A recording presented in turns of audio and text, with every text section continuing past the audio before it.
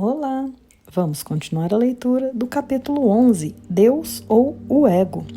Vamos continuar a seção 5, a dinâmica do ego. Parágrafo 13. O ego analisa, o Espírito Santo aceita. A apreciação da integridade vem somente através da aceitação, pois analisar significa quebrar ou separar. A tentativa de compreender a totalidade quebrando-a é claramente a abordagem contraditória a todas as coisas, que é característica do ego.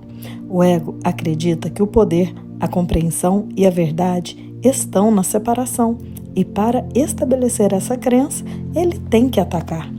Sem a consciência de que essa crença não pode ser estabelecida e obcecado com a convicção de que a separação é a salvação, o ego ataca tudo aquilo que percebe, quebrando tudo em pequenas partes desconectadas, sem relações significativas entre si e, portanto, sem significado.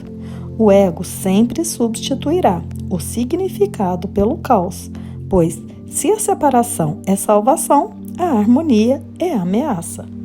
O ego, ele acredita que quanto mais separados, quanto mais divididos, mais longe ele estará da condenação.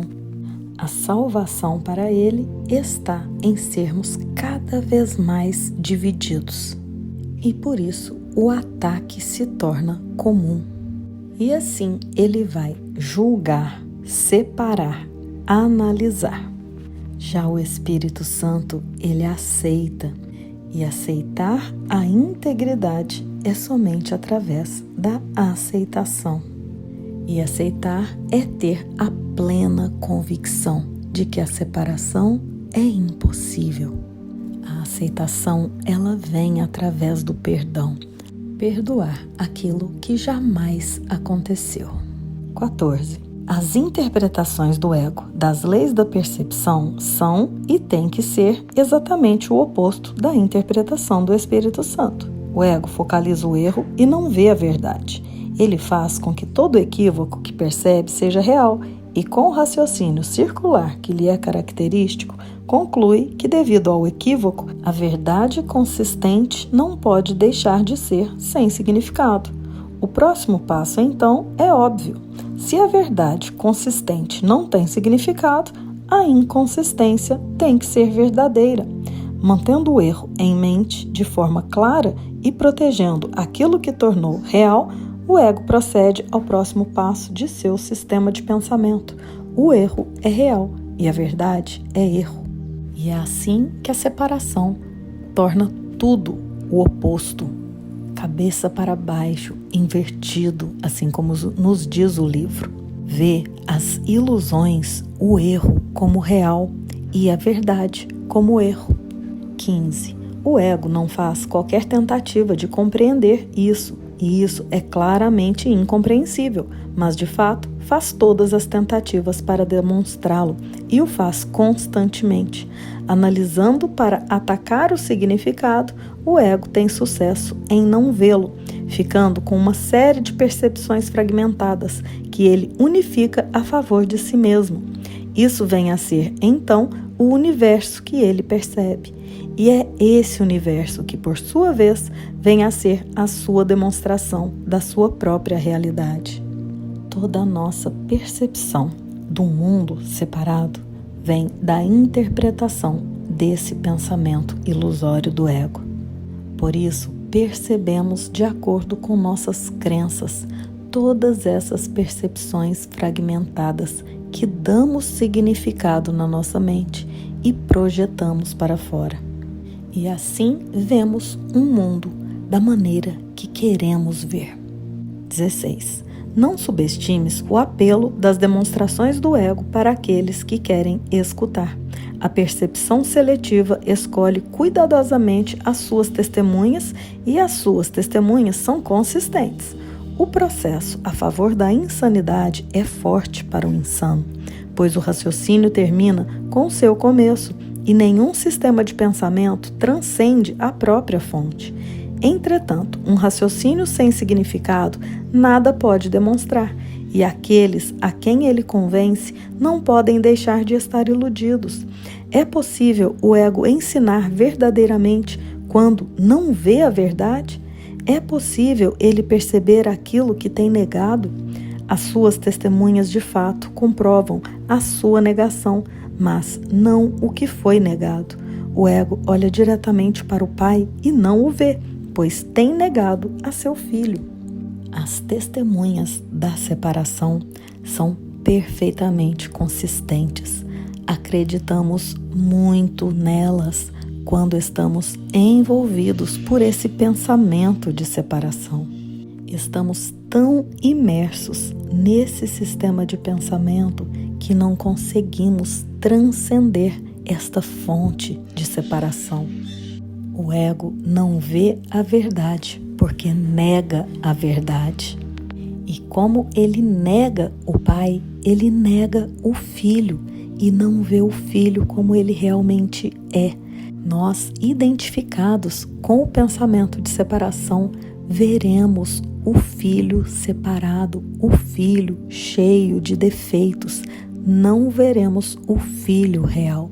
Enxergaremos o Filho de Deus como meras peças ilusórias. 17. Tu queres lembrar-te do Pai? Aceita o seu Filho e te lembrarás dele. Nada pode demonstrar que o Filho de Deus não é digno, pois nada pode provar que uma mentira é verdadeira. O que vês do Filho de Deus através dos olhos do ego é uma demonstração de que seu Filho não existe. No entanto, onde está o Filho, o Pai não pode deixar de estar. Aceita o que Deus não nega e a sua verdade será demonstrada. As testemunhas de Deus estão na sua luz e contemplam o que Ele criou.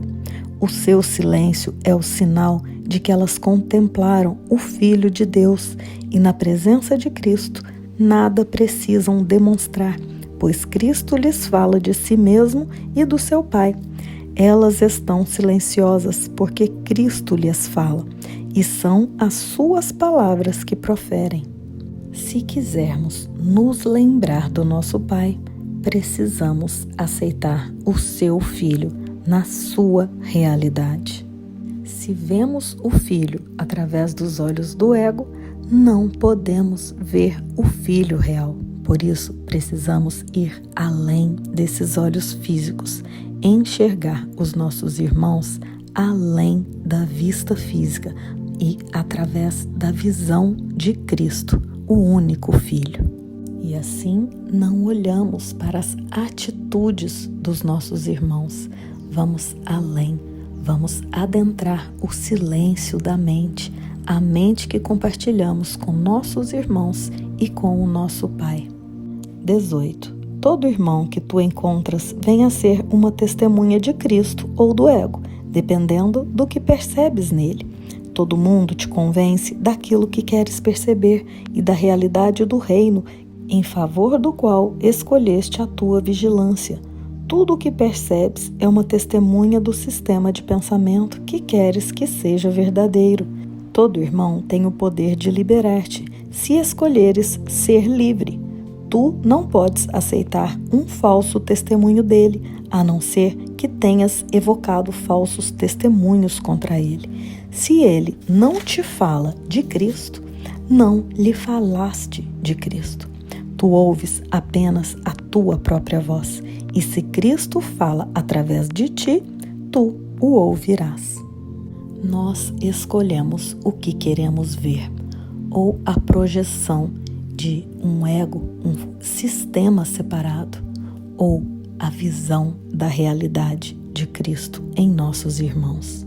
Não dar falso testemunho significa não ver o meu irmão separado. Se eu olho para o irmão e vejo separação, estou dando falso testemunho sobre ele. Estou reconhecendo o meu irmão como aquilo que ele não é. Nós ouvimos somente a nossa própria voz. E se eu vejo o Cristo em tudo e em todos, é essa voz que estou ouvindo. E se Cristo fala através de nós, é assim que vamos ouvi-lo. E logo estaremos juntos para continuarmos a leitura deste capítulo.